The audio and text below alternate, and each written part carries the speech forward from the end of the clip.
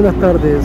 Hoy comenzaremos el gran estudio bíblico donde Dios va a tocar nuestro corazón, donde Dios va a tocar nuestra vida y hará un encuentro personal con cada uno de vosotros. Comenzaremos el gran estudio bíblico con Sonia Martín del Águila, así que coger libreta y boli para comenzar el gran estudio bíblico.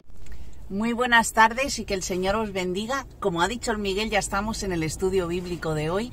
Ya estamos y hoy vamos a hablar sobre un texto que hemos escuchado muchas veces y que a veces solo cogemos lo que nos suena o lo que nos parece que habla, pero en este estudio bíblico vamos a empezar orando. Vamos a pedirle al Señor que nos ayude a poder comprender, a mí también, que nos ayude a no solo a comprenderlo, sino a aplicarlo a nuestra vida y que aquellas cosas que a veces se nos escapan a todos nosotros, que el Señor nos las muestre, que haga un cambio en nuestro interior y sobre todo que estemos dispuestos a hacer ese cambio.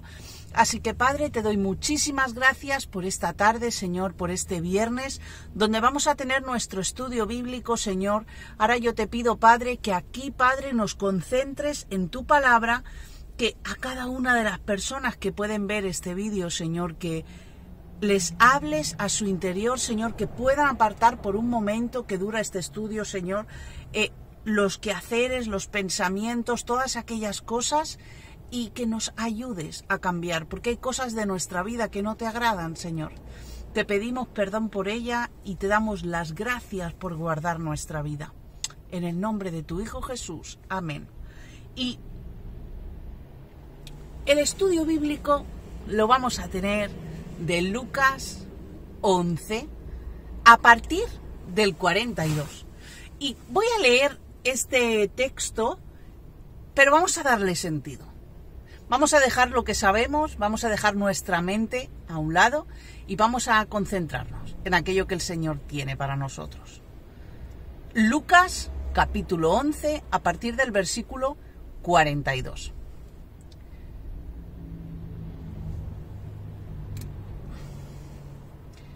Ay de vosotros, fariseos, que diezmáis la menta y la ruda y toda hortaliza, y pasáis por alto la justicia y el amor de Dios. Esto os era necesario hacer sin dejar aquello. Ay de vosotros, fariseos, que amáis las primeras sillas en las sinagogas y las salutaciones en las plazas. Ay de vosotros, escribas y fariseos hipócritas, que sois como sepulcros que no ven, y los hombres que andan encima no lo saben. Respondiendo uno de los intérpretes de la ley le dijo: Maestro, cuando dices esto, ¿también nos lo dices a nosotros? Y él dijo: Ay de vosotros también, intérpretes de la ley, porque cargáis a los hombres con cargas que no pueden llevar, pero vosotros ni aun con un dedo las tocáis. Ay de vosotros que edificáis los sepulcros de los profetas, a quienes mataron vuestros padres, de modo que sois testigos y consentidores de los hechos de vuestros padres, porque a la verdad ellos los mataron, y a vosotros edificáis sus sepulcros. Por eso la sabiduría de Dios también dijo: les enviaré profetas y apóstoles, y de ellos a unos matarán y a otros perseguirán, para que se demande de esta generación la sangre de todos los profetas que ha derramado desde la fundación del mundo, desde la sangre de Abel hasta la sangre de Zacarías, que murió entre el altar y el templo. Si os digo que será demandada de esta generación, ay de vosotros, intérpretes de la ley, porque habéis quitado la llave de la ciencia, vosotros mismos no entrasteis, y los que entraban se lo impedíais. Y verdad que entendemos de qué se nos habla de una manera u otra de los fariseos. Y dejando a un lado el contexto de lo que acabamos de leer, podríamos decir que estamos en los últimos tiempos. No estamos en una libertad absoluta. Vivimos en los últimos tiempos. Cuando empezamos a observar o a mirar nuestra vida o nuestro alrededor, realmente el corazón de las personas tiene maldad. Y antes tenía maldad también. Pero la maldad va en aumento. Cuando digo la maldad, hablo del egoísmo, hablo del pecado, hablo de la falta de amor, de la falta de empatía, del respeto. Todo esto se va perdiendo.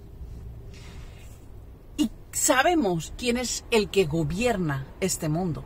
Sabemos quién rige la potestad del aire, como dice la palabra. Sabemos quién es el príncipe de la potestad del aire. Y esto significa que Satanás está manipulando, está transformando cada vez más el pecado. Está haciendo más grande todas esas cosas que hemos nombrado. Y justo cuando yo estaba escribiendo, cuando estaba leyendo la palabra, cuando le estaba pidiendo al Señor de qué es lo que quería que hablara, me venía un ejemplo muy claro donde podemos observar que la maldad ha ido en aumento. Luego veremos otro ejemplo, y es alguna persona que quiere abrir una iglesia. ¿De acuerdo? Cuando leemos historias de otros creyentes de hace muchos años atrás, cuando leemos alguna biografía, que está bien leer de vez en cuando para que nos ayude o para que dé otro punto de vista de cómo llevar las cosas, ¿verdad? Nos damos cuenta de que cuando alguien quería abrir una iglesia, las iglesias que habían alrededor iban y ofrecían su ayuda. Iban y les bendecían, les daban la bienvenida al pueblo por haber querido abrir una obra, para poder juntos, poder multiplicar así la gente que se convertía, ¿verdad? ¿Y ahora qué pasa? Cuando alguna persona quiere abrir una iglesia, cuando Dios pone a una persona para abrir una iglesia en Casa lo ha padecido, por ejemplo, en vez de tener a las iglesias apoyando, ayudando, orando, lo que hacen es criticar, lo que se hace es tener envidia, y no de la sana como hablamos, tener envidia, hablar mal de esas personas para que la iglesia no se les llene. Aquí vemos la maldad que hay en el ser humano. Y cuando digo ser humano hablamos todos, estamos todos dentro. Satanás ha empezado cada vez más con el pecado a cubrir las vidas, a llevarse realmente lo poco bueno que teníamos. Desgraciadamente, no solo Satanás rige a los no creyentes. Desgraciadamente, muchas veces, a los creyentes, incluso en las iglesias, Satanás sigue rigiendo.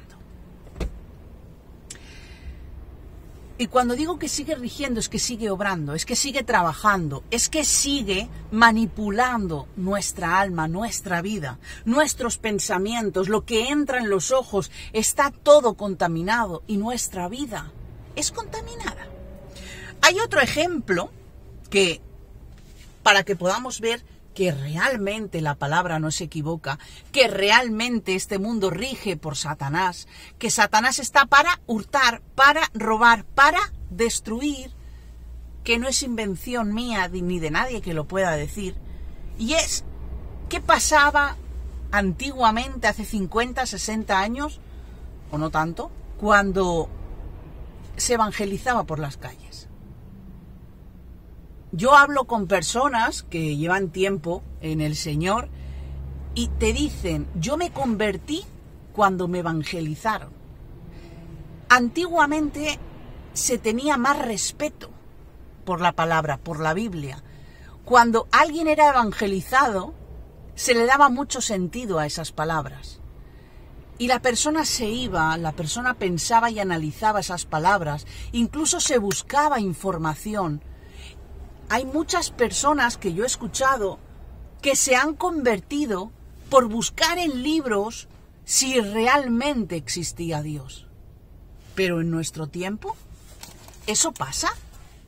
Pero en nuestro tiempo, ¿eso está ocurriendo? ¿Nos toman en cuenta a la hora de evangelizar? ¿Nos toman en cuenta a la hora de leer la palabra? La gente ni o escucha, ni investiga, directamente es que ni te quiere escuchar. Vale, venga, sí. Y nos toman como locos. Esto no pasaba antes. Aquí vemos en un ejemplo y en el otro cómo la maldad, cómo el pecado, cómo la falta de respeto, cómo cualquier cosa, la empatía, el egoísmo, ha ido en aumento. Y desgraciadamente los hijos de Dios también, porque vivimos en el mundo.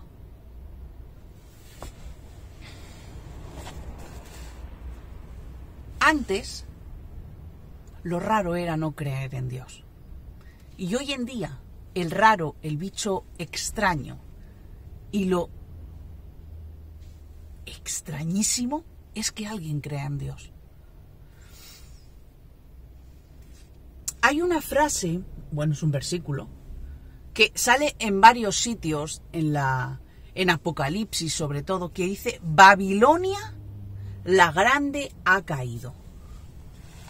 Dios, este versículo lo utiliza Juan escribiendo el Apocalipsis, habla de la destrucción del mundo.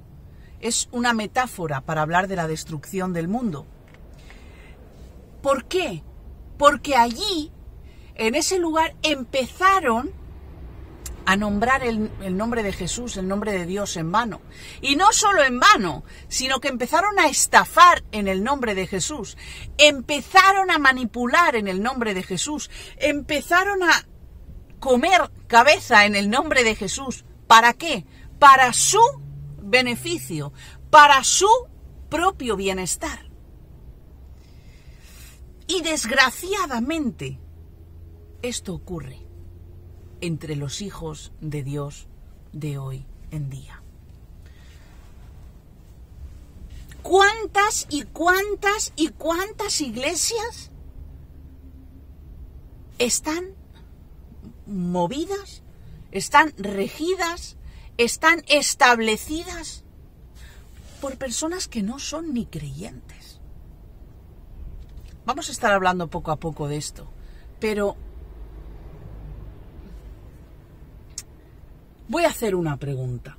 ¿Tenemos claro que si Dios hoy dice que se ha terminado, se ha terminado? ¿Tenemos claro de que estamos en la palma de la mano de Dios, como dice la palabra? Y que cuando Dios dice se acabó, es que se acabó. ¿Tenemos claro de que tú y yo no somos absolutamente nada? Más que hijos de Dios, instrumentos en sus manos. Si Dios manda un temblor a la tierra, hasta el edificio más nuevo, más alto y con más cimientos se vendría abajo. ¿Cuándo vamos a entender esto?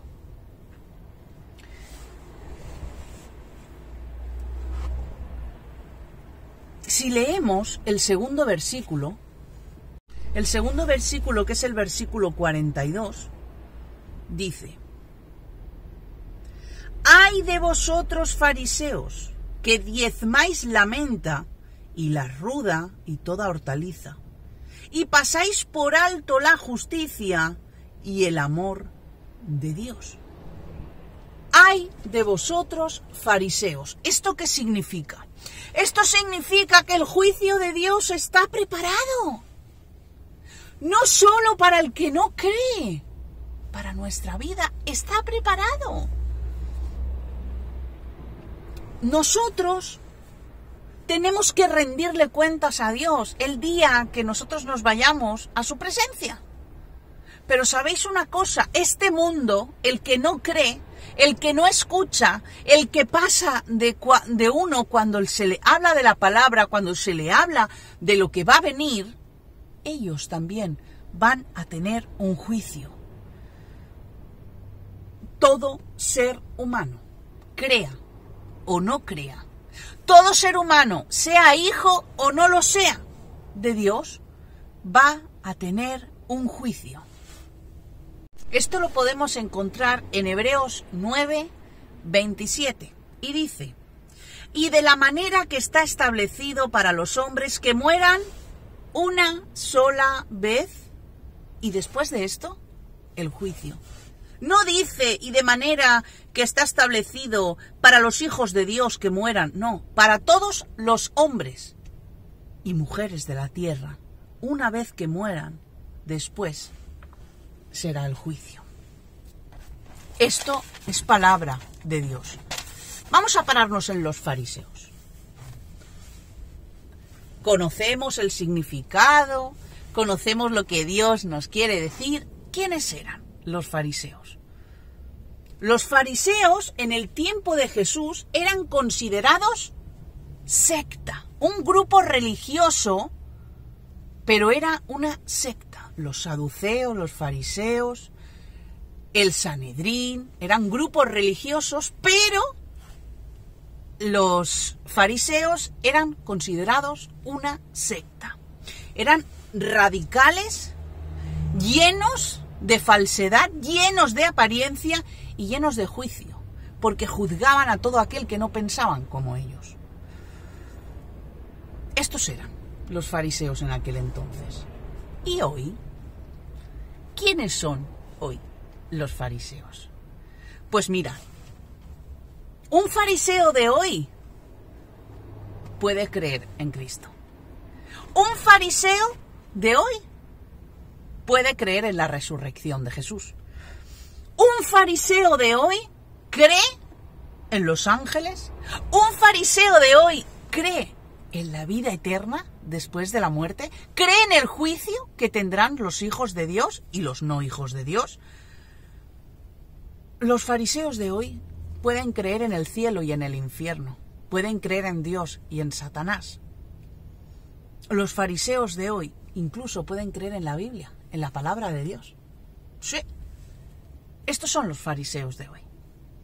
Gente que aparenta ser perfecta. Gente que aparenta ser santa y espiritual.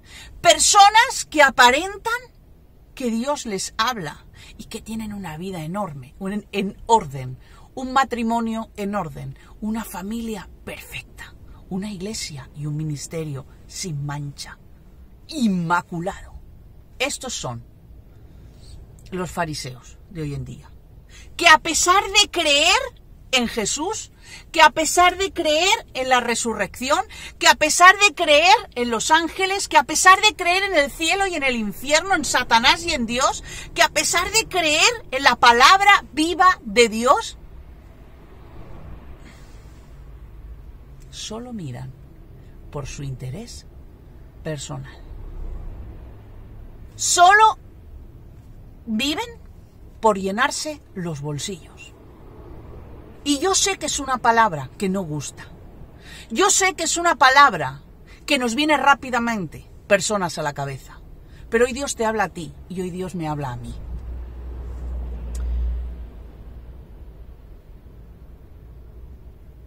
Estamos jugando a ser hijos de Dios. Y eso no viene de Dios. Somos hijos de Dios, con una identidad de hijo, no con una apariencia de hijo. Creer en la verdad a medias no es tener fe. Creer en los milagros y no quien hace los milagros es no tener fe. Creer en la restauración del alma a través de la muerte de Jesús, pero no cree en el Hijo de Dios, en el que transforma almas, no es tener fe. A los fariseos les gustaba ser recibidos con reverencias, ser recibidos con perfumes, con joyas. Les gustaba que fueran vestidos con las mejores galas. Les encantaba hacerse ver. Iban por los patios, iban por las sinagogas, por los mercados, con ruido, así como muy pomposos, porque les gustaba que la gente les miraba. Eran de apariencia sabia, eran de apariencia de piedad, eran de apariencia buenos y santos. Pero es que hoy pasa exactamente igual. Hay en general, hay una burbuja que las iglesias, no sé por qué tienen, que con el tiempo se van haciendo como más espesa y más gorda, y todas más o menos acaban igual. La mayoría no, gloria a Dios por ello.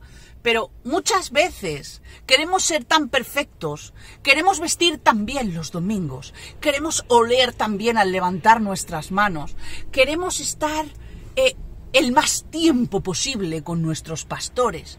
Y que cuando viene una persona realmente del mundo, que esto ya lo hemos hablado muchas veces, ven personas tan raras, ven personas, familias de la mano en la iglesia, y cuando salgan cada uno sabe lo que tiene con su vida. Ven personas que no cometen ni un pecado, ven personas con una sonrisa ahí puesta,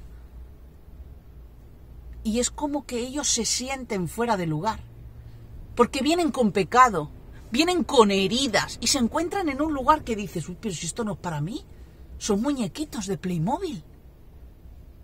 Yo quiero gente como yo, que me enseña que mis problemas no son míos. Todo el mundo tiene problemas. Tenemos que dejar la apariencia. Da igual si tú vas a la iglesia en chándal. Da igual que te digan que tienes que guardar el respeto a Dios. No hace falta ir con traje. El respeto no se le tiene a Dios con el traje. El respeto se le tiene a Dios con el corazón y con la santidad y con la vida de vivir de cada uno. Porque ¿de qué sirve ir precioso? ¿De qué sirve ir oloroso? ¿De qué sirve ir con la vestidura de apariencia de que todo es maravilloso, de que todo va bien? Cuando luego llegas a tu casa y tu familia no está bien, tu matrimonio tampoco, tienes malas palabras y cierras la Biblia el domingo y no la vuelves a abrir hasta el próximo domingo. Eso es tener una vida farisea. Eso es ser un fariseo. Hoy Dios nos está hablando de qué realidad vivimos tú y yo. Sí, iglesia en casa no tiene local, pero ¿por eso no somos creyentes? No. Sí, puede ser que no vayas con la mejor gala, pero es que con eso no eres creyente, no. Dejemos la apariencia a un lado. Que tú vistes arreglado y te gusta ir arreglado, adelante.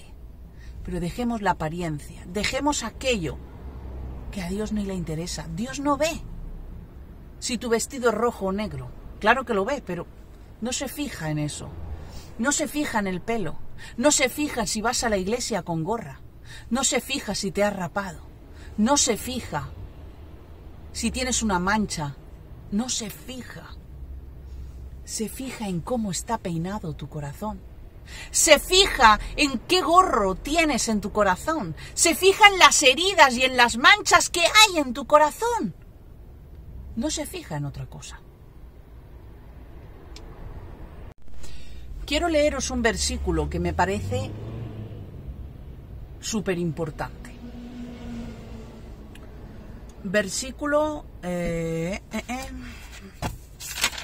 Lucas 11:48.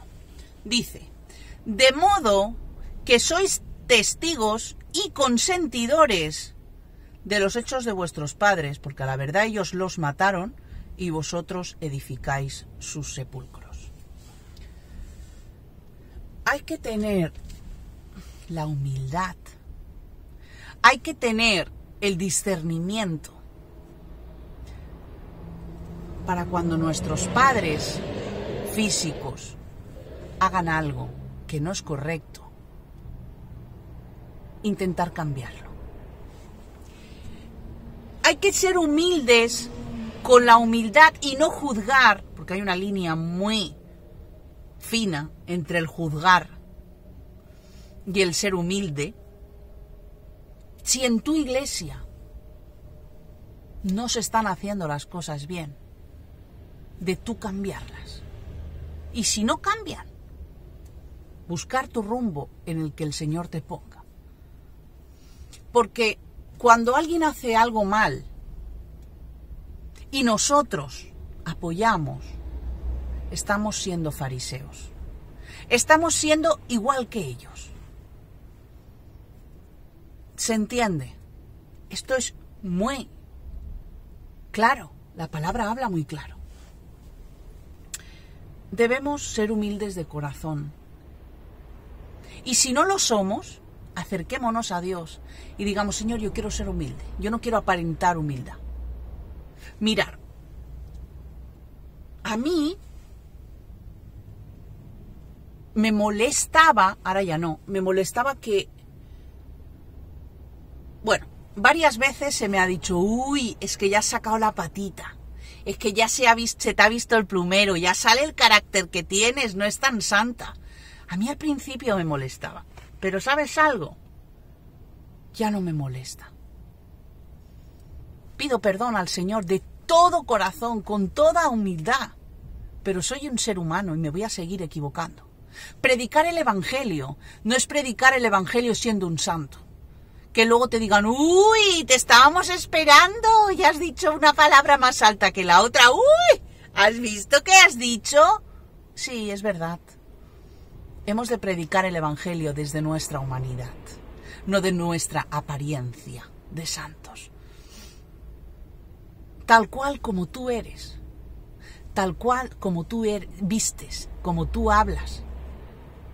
Entra en esos lugares que solo siendo como eres puedes llegar y predica la palabra de Dios. Y luego sé humilde para decir: Señor, necesito un cambio. Y el Señor es el que va a ir transformando tu vida y la mía. Debemos ser compasivos por las almas y no discriminar por lo que vemos. Uy, no, ese no es de nuestra cultura. No, ese no. No, en su cultura no se cree en Dios. Se cree en Alá, se cree en Mahoma. Mejor que no, mejor vamos a... Alguien que se asimile a nosotros, que sea español o catalán, no sé. No. Prediquemos el Evangelio y seamos compasivos por las almas. Da igual de dónde son, da igual cómo son. ¿Y por qué predicamos a personas que están sentadas en un banco y no somos capaces de ir a un mendigo que está sentado en el suelo con olor? Tengamos piedad por las almas, por todas. Debemos de luchar por las almas sin ningún interés. Eso también es importante. Debemos orar por las necesidades ajenas. No decir: sí, hermano, voy a estar orando. Ayunaré y oraré por ti. Porque si no lo hacemos, no sirve absolutamente de nada. Absolutamente de nada. ¿Sabéis quién trae la recompensa? Dios. ¿A quién? Al que Él considera que se merece la recompensa. Hay otros versículos donde habla de sepulcros blanqueados, pero he querido coger este capítulo en concretos de Lucas, porque como que nos da más visión de lo que Dios quiere hablarnos. Vamos a entender que el tiempo se acaba cuando Dios lo dice. Vamos a entender que tenemos que hacer lo que Dios dice. Y esta ha sido la palabra que el Señor ha traído en esta tarde, en este estudio bíblico. Y quiero orar quiero pedirle al Señor que nos ayude, que nos dé la capacidad de poner en práctica esto que se habla y sobre todo que nos dé la oportunidad de cambiar. Así que, Padre, te doy las gracias. Gracias por tu presencia.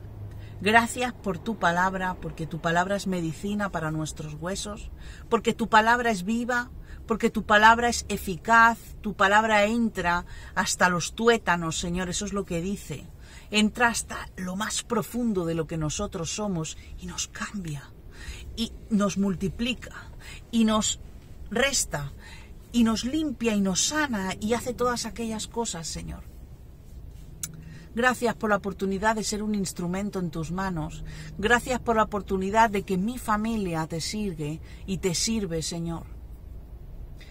Bendigo a cada uno de los que hoy está, ahora mismo, escuchando y orando, y los que después orarán y escucharán, Señor. Transforma sus almas, transforma su corazón, que sea una palabra viva y que toque y que transforme, Señor, que no sea una palabra que caiga en saco roto, sino que sea una palabra que dé fruto, Padre, un fruto abundante en el nombre de Jesús. Y bueno, os damos las gracias una semana más por estar ahí, una semana más por pensar en nosotros, en que hoy teníamos reunión.